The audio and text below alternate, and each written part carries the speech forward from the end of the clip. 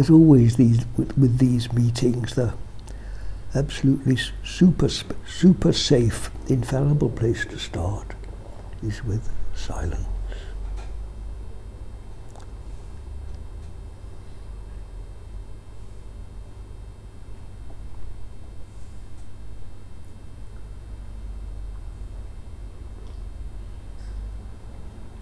First of all, by just stop ceasing to talk,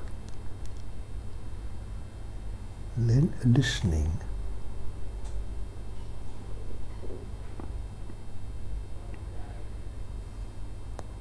So we hear voices downstairs, a little bit of movement outside in the street, and beyond that, just literally beyond it, is this silence, extraordinary, that is always there, and which almost equally always we forget about as we get involved in the action of words and movement and forget about this silence.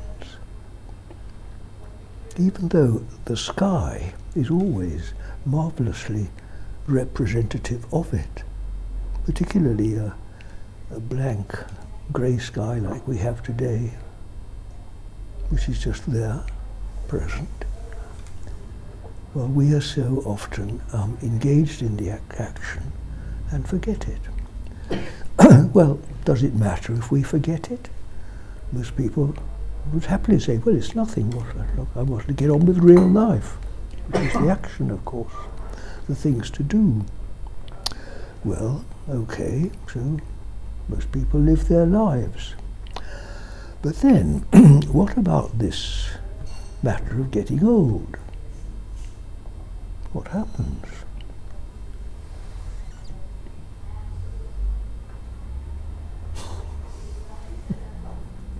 Little by little, we can do less, we get forgetful, the action sort of dies down, the energy dies down, and we wonder what's happening. Well, if we've been lucky and been introduced to meditation, then we have some preparation, don't we? What is the preparation? What does meditation actually show us or teach us?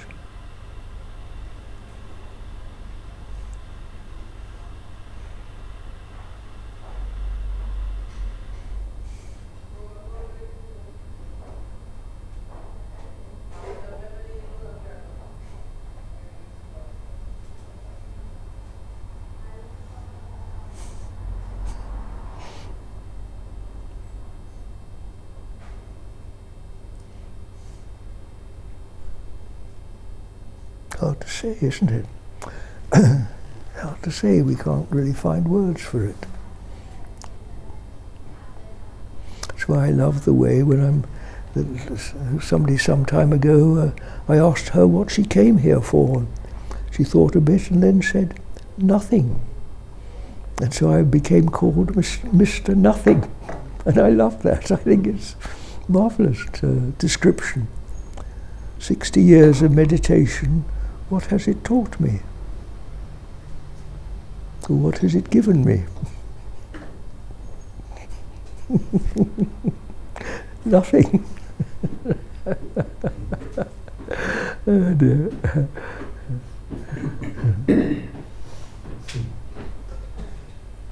You said the young man bringing us some more drinks, so let's just keep it all in silence while he's dispensing the drink. Let's just hold it in this comfort of silence.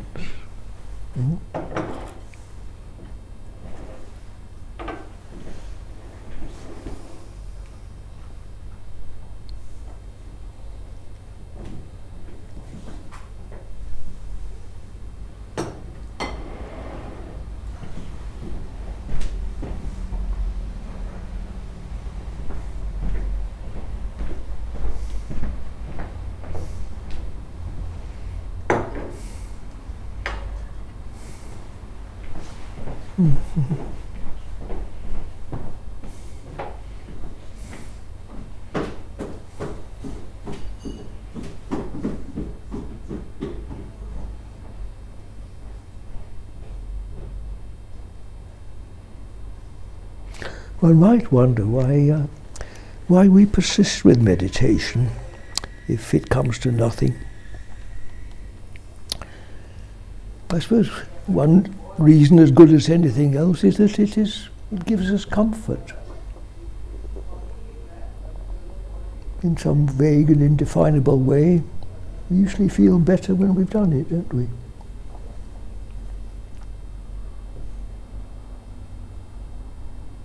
But if someone asks us what happened, or why do you do it, it's not so easy to find an answer, is it? We come up with something like peace or something, whatever that means.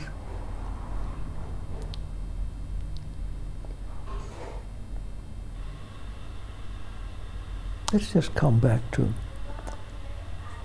realize this, what we could call presence of silence, which incidentally is always in the present now, isn't it? It's timeless.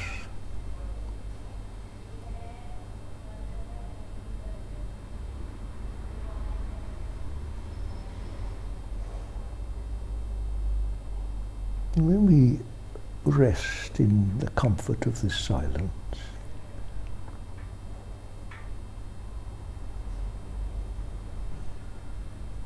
it seems to become ever more meaningful, really, doesn't it?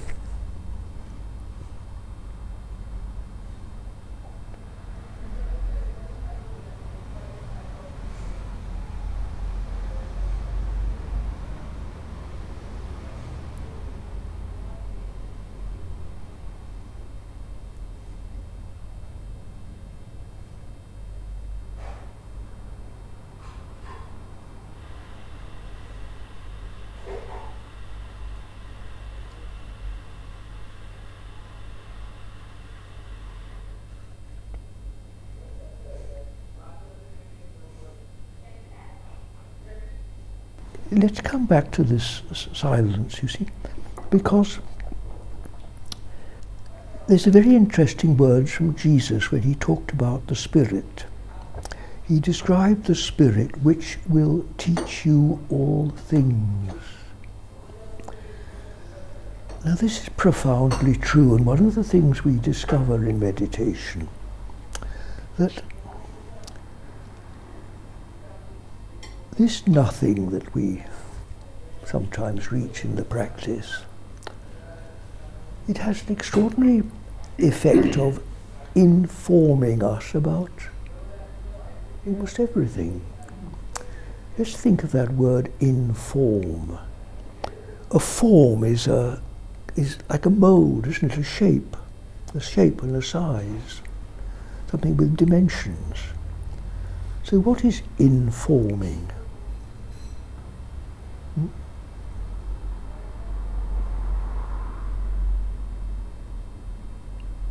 What is that information? Can one connect it with this nothing, this silence, this presence? Is that actually what gives meaning to the mere physical shape and sound? Well, that just illustrates another very interesting point, isn't it? That when we meditate, this silence that I ask you to keep coming back to, it's not actually a thinking process, is it? You can't really sit down and think your way to silence, can you?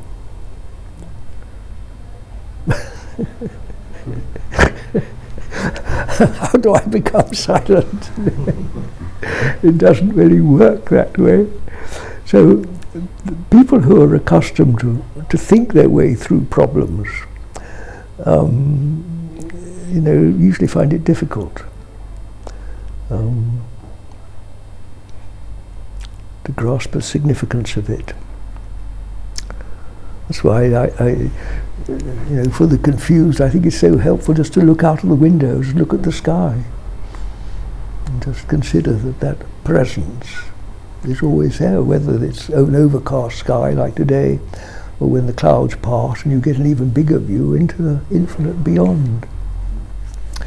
Extraordinary that presence, that freedom, that space, that peace is always available, and we just miss it and so often feel frustrated and just say, oh, if only I had some peace in my life, if only I could find some rest.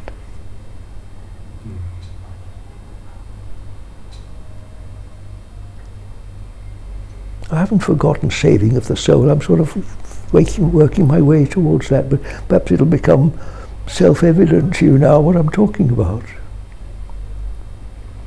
That this nothing, in contrast to what we think of is the everything, is actually the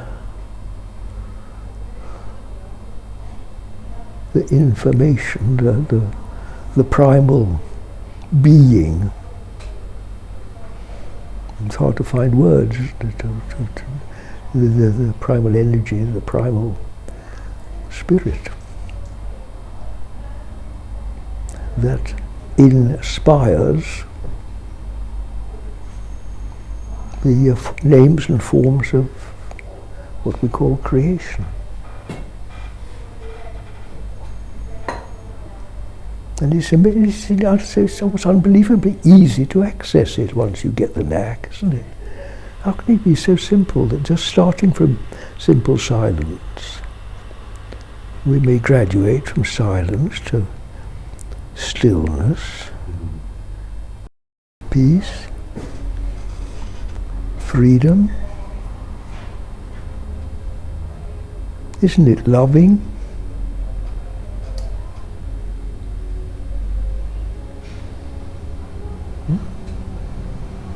Well, maybe that sort of dawns on us a bit later. Spirit. And those of you that are interested in God, well, how about calling it God too?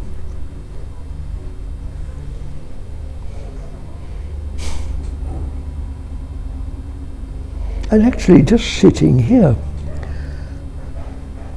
can we almost say it's what we are?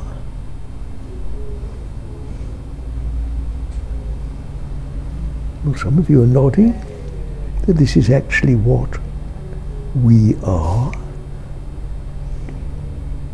The primal I am.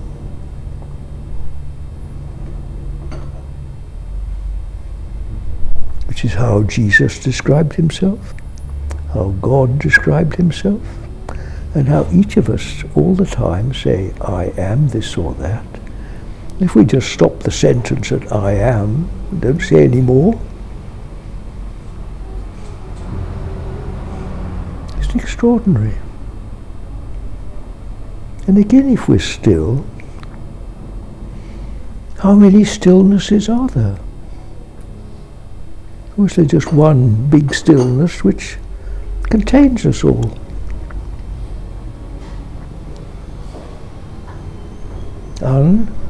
One undivided presence. One total, undivided, forever love, which asks no questions.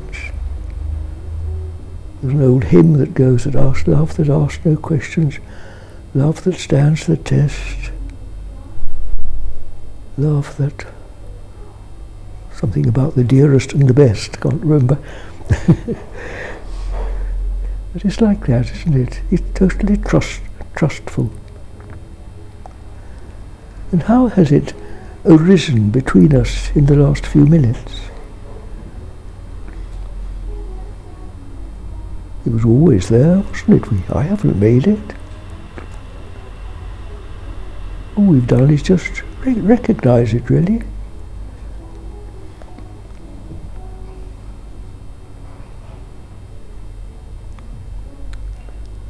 And wouldn't it be wonderful when we come to the end of our lives if we could just... Because it doesn't change, does it? It doesn't change at all. It's ageless. This is aging. As we look in the mirror and see ourselves aging day by day, what a comfort to realize that this bit of us, the I am, is always there, always the same. We might just recognize in our eyes a sort of deepening sense of this, that the aches and pains and difficulties of life are come and go, but this is always reliable. That's exactly what God says to us. Trust me. Don't trust the arm of flesh, this thing, which wobbles around. Put your trust in this. This has no judgment or criticism whatsoever. It totally includes and embraces and accepts everything, just as it is. It's super kind.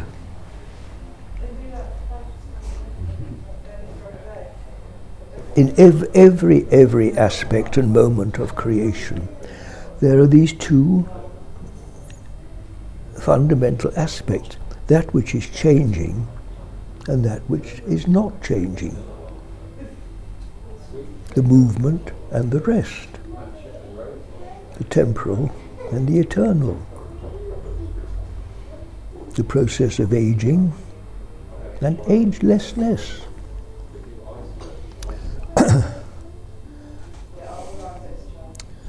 Now, the changing world is complicated, isn't it? Super complicated. And this is utterly simple. You could say it's simplicity itself. Are there any questions there? There aren't, are there? This is the world of questions, of change and question. And where does it end?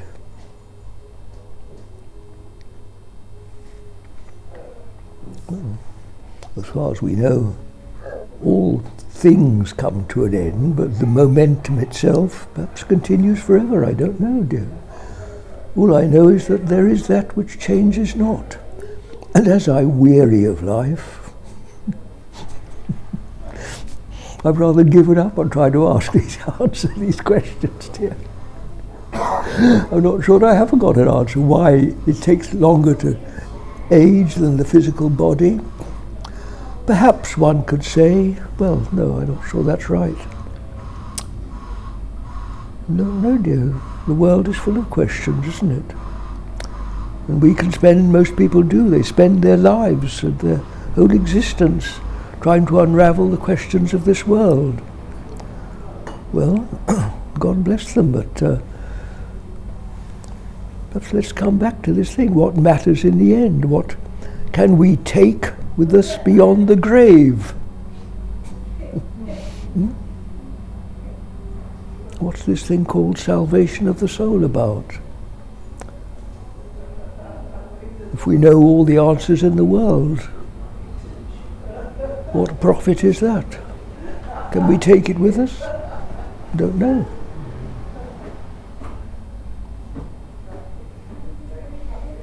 There's another thing, Nick, that keeps coming to my mind these days. God knows, my dear, and I do not. I take great comfort from that.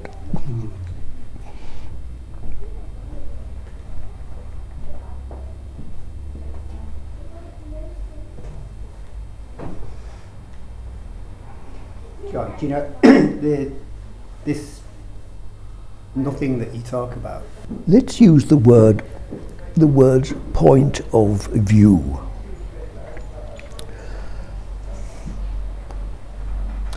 The Bible is full of examples of wise men, and Jesus himself, who climbed mountains, you know. What do we mean by that sort of mountain? Well, yes, maybe. But how about this simple process of becoming still? Doesn't it, let's just be still now, so just put it into practice. Doesn't it somehow raise consciousness from this to that? Sort of does it automatically, doesn't it? It raises one's point of view, so that from stillness we can look out of the window and see the people in the street and the traffic from a certain detachment.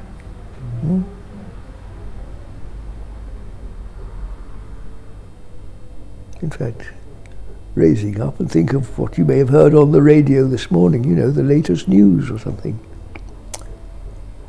It's extraordinary. Just by raising the point of view, we get a different perspective on it, don't we? The world of change, as it was in the beginning, is as now and ever shall be. There have always been wars, there's always been unpleasantness, there's always been, you know, this seesaw between what we call the world and this higher perspective. And strangely enough, from a higher perspective, judgment sort of softens. We're more tolerant, aren't we? We even become to see it's wonderful, even perfect. Think of the phrase, beauty is in the eye of the beholder. It's extraordinarily true, isn't it? You know, you can look at rubbish in the street and find it beautiful.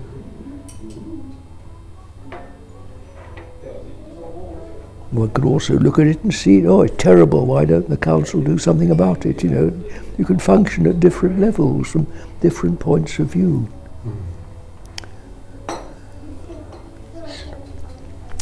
I'm quoting the Bible again. You know, God made the world and saw that it was good. And we tend to look at the world and see it as all wrong, don't we? It was bad. Some of us, some of the time, not always. Depends on our point of view, literally, doesn't it? From day to day.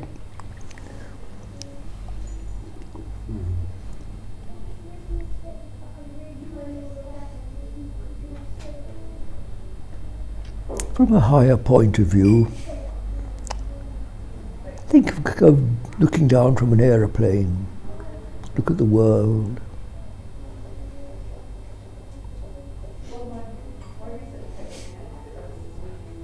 Do you sort of tend to,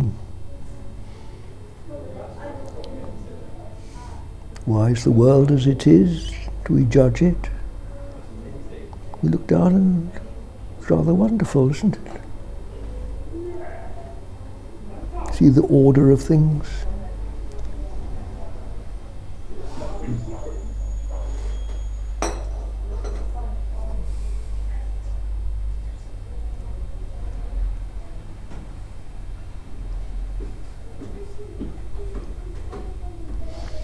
On this raising consciousness, at the lowest level, everything seems very dense, doesn't it? Higher you go, seems to become subtler, less dense, more fluid. Think of all the animals of creation. Think of it from a worm's eye point of view, making its way through that dark little tunnel in the earth. What does a worm think about? How does the world feel? What is a world's perception of life? And go up through the different animals, what they might see. A worm, I don't know, to something else, a little mouse, little bird. What about an eagle? And think of the different ages of man, different sorts of people there are in society.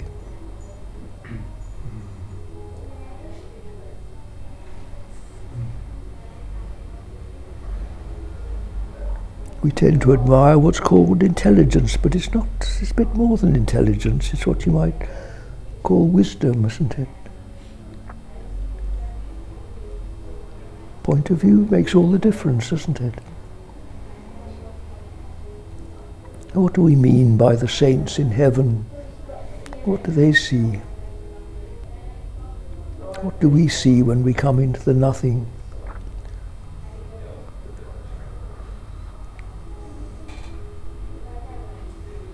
The more we rise up into this, it becomes rather difficult to sort of define it too precisely, doesn't it? It's a bit, it evades description. The moment you start saying this or that, it's not quite right.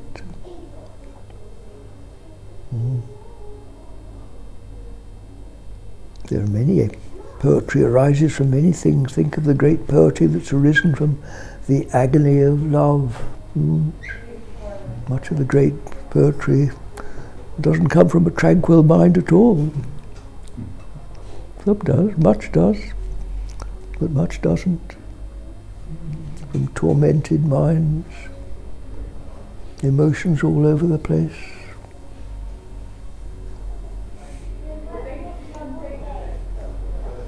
But certainly for most of us it's a very welcome place to be, isn't it? You'll find it in the lakes. It's here all around us, all these hills. We would almost all love to be up on the hills, find the space, the quietness up there, balm to the soul. Extraordinary how poetry just can flow, can't it just flow? I've written a lot of poetry. I don't think I have actually ever written a poem. Where does it come from? Many poets will endorse this. It just comes, doesn't it? Suddenly the words are in your mind and you write them down. How did it happen? It's what we call inspiration, isn't it? That indefinable nothing somehow seems to... It's not static, it's not dead, is it? Another word we can describe, another word we can use for it is you know, the sequence of silence, spirit, space, freedom, love. It's life, isn't it? It's actually life, pure life, because before life becomes a thing. It's the life that is... Those of you that have sat by someone as they die and watched the process, it's absolutely extraordinary. The life seems to... There is the body, the dead body, but the life is still alive, isn't it?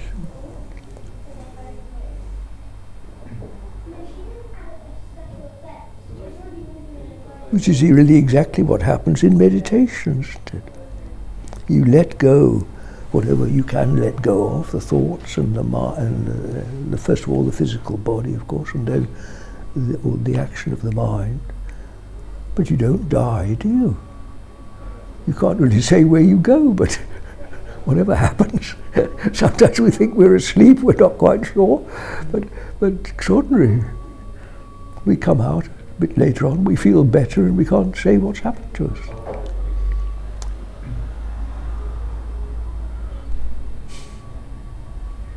Perhaps that's what you could call pure life.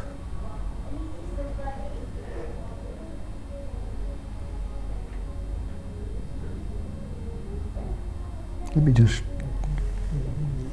in case you're not sure, explain what I mean by pure as the name's arisen. It's a very useful word, purity.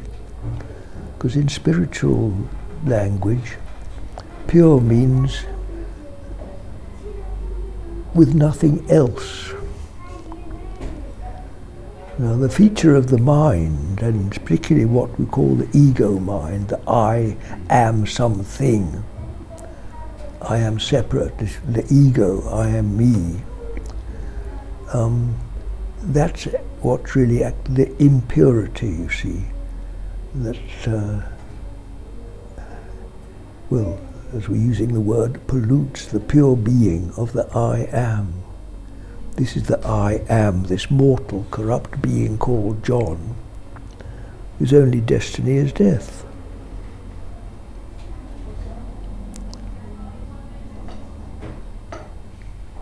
And what are we told to do? Seek first the kingdom of God, and all else will be added unto you. That's exactly what we're talking about. And see, as we were talking earlier, I don't think it's very profitable, to go off into judgment of the world, but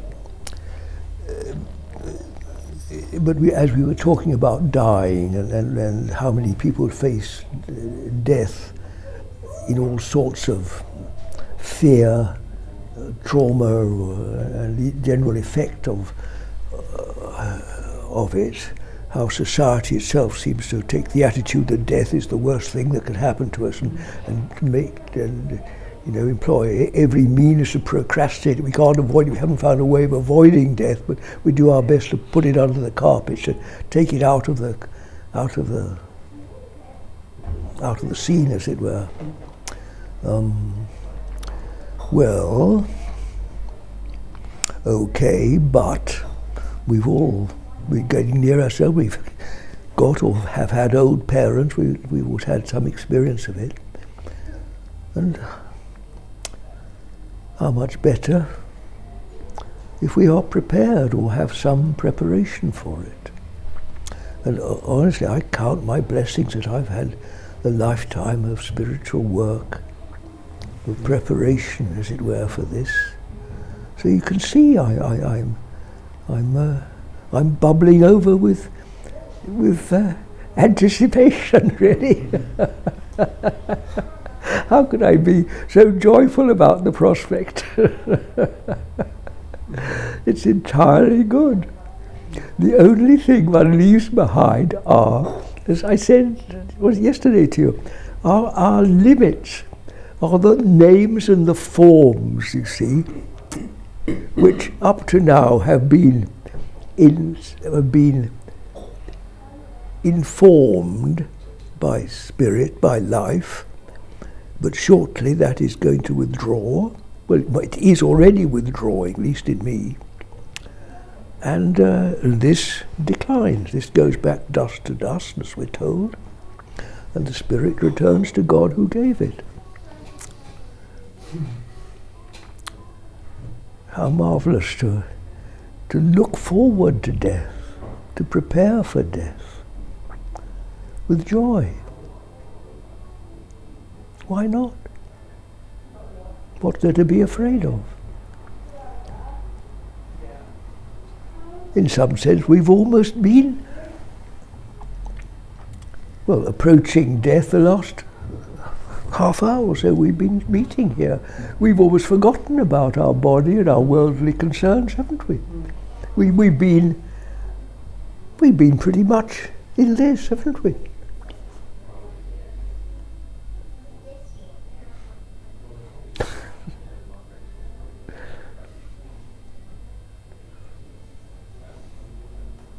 What a blessing to have that confidence. Go forth with confidence.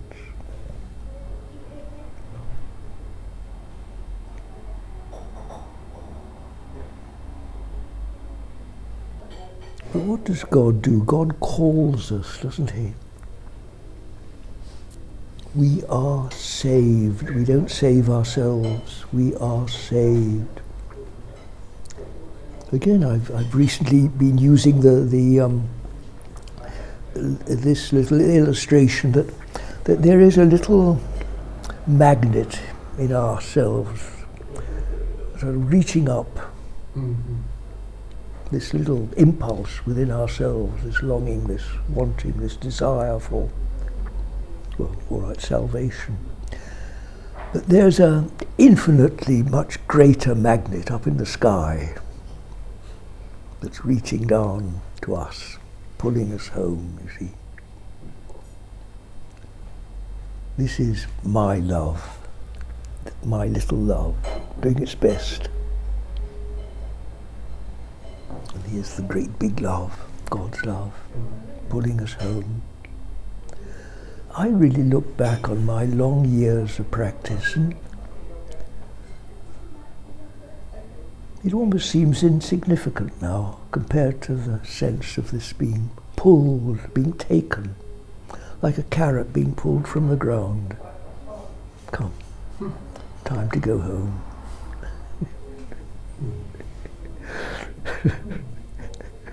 You know? Who or what is John Butler? Was he anything at all?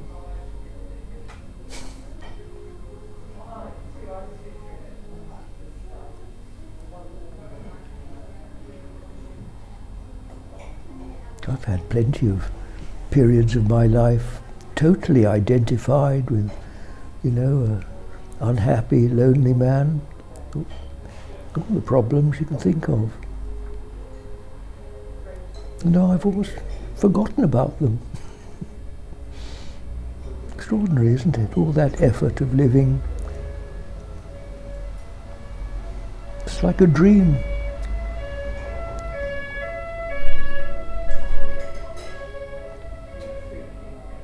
I don't really trust anything much that's going on in my head these days. I don't really talk about not wanting to say what I think, and I just find it so much more the obvious thing to do to just trust in this. Well, maybe that's the result of 80 years of work. Maybe. God knows. I don't. I can think of plenty of other people I've known who I felt are close to God, who've never even thought of spirit or meditation or any of these things. Or spiritual work, who've just got on with life in a simple, humble way.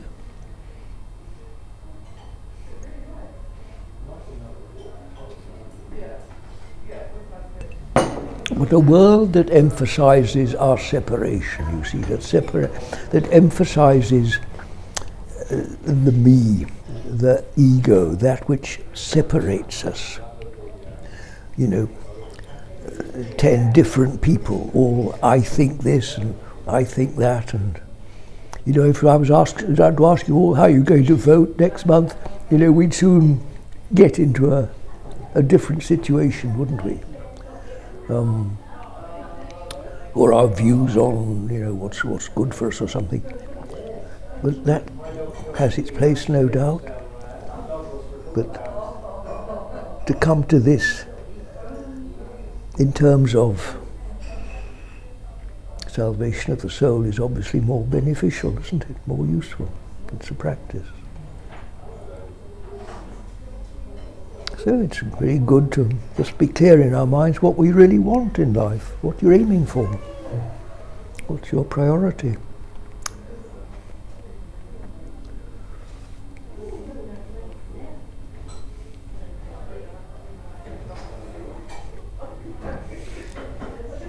Yes, we think we make choices, but do we? I suppose maybe we do at the time, but things seem to happen, don't they? We get pulled, we get moved, things happen, we meet people, and how did I get here? God knows. How did any of us get here?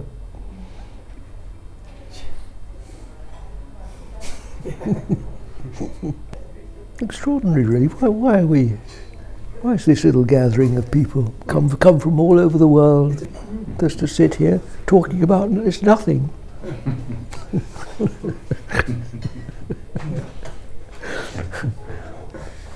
And incidentally, coming back to this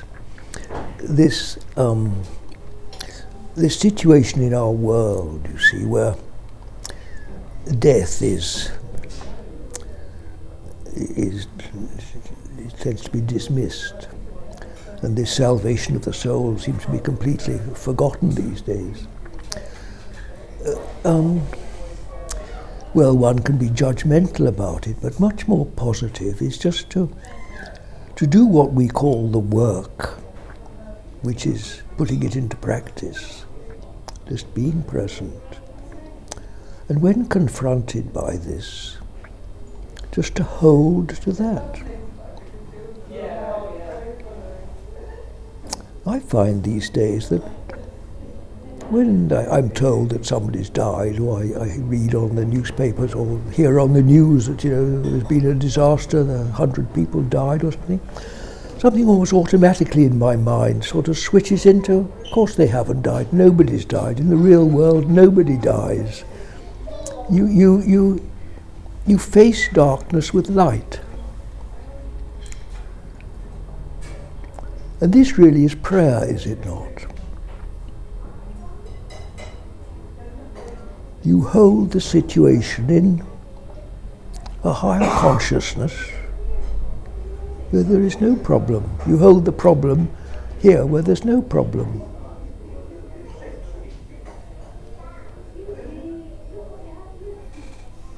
Here is this, here is that.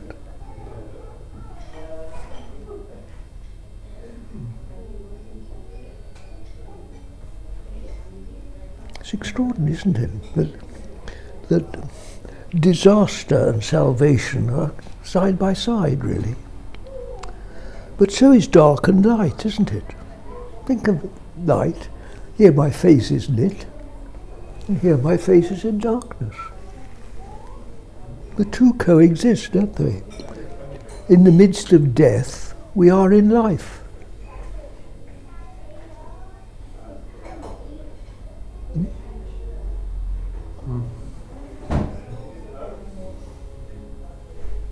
We can turn this way or that way.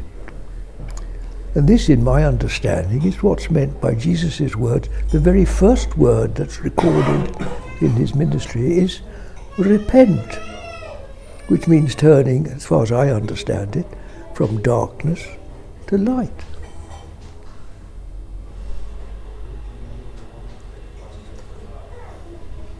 From the problems, the agonies of life, to this. From this to that. It's rather like waking up, isn't it? There's the nightmare, there's the dream. I'm sorry, it's not all bad. Of course, modern life is wonderful and enjoyable. We love it. Yes, all right, but it passes, doesn't it? That's this nature. So from the transient to the eternal.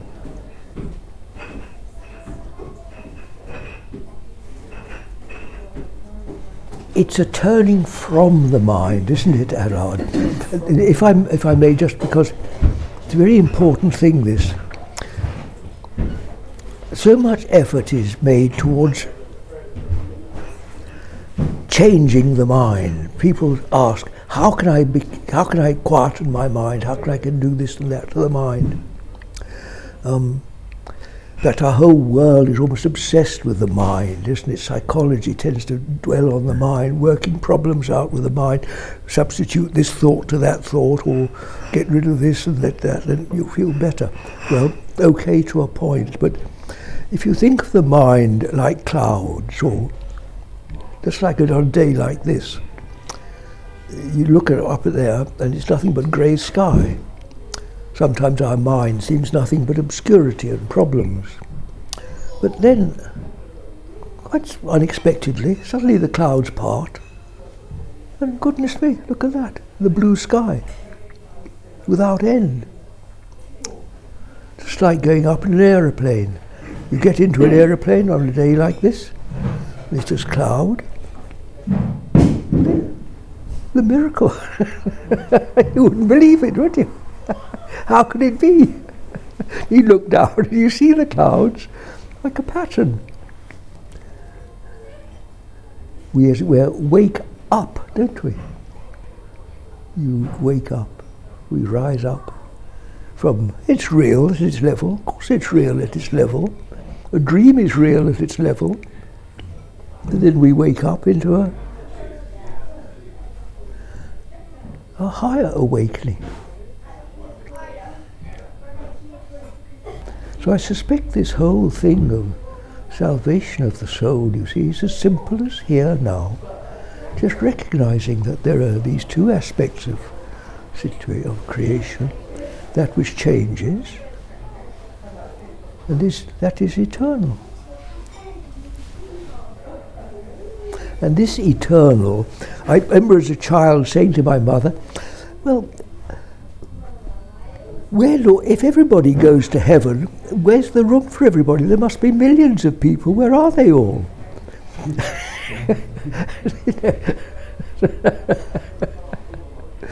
Well, no, I think I know, or perhaps, or perhaps this shows us that there aren't actually millions of people. There's just this one higher reality, isn't there? This one. This is the world of division, of separation, of multiplication ad infinitum. And here it all just gathers into this one.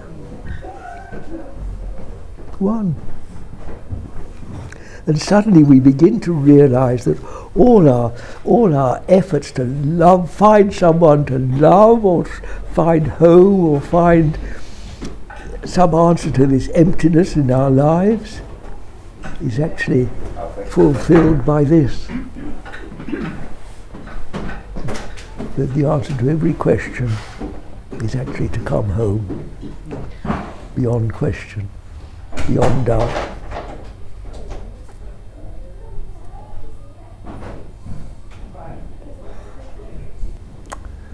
By the grace of God, we are saved.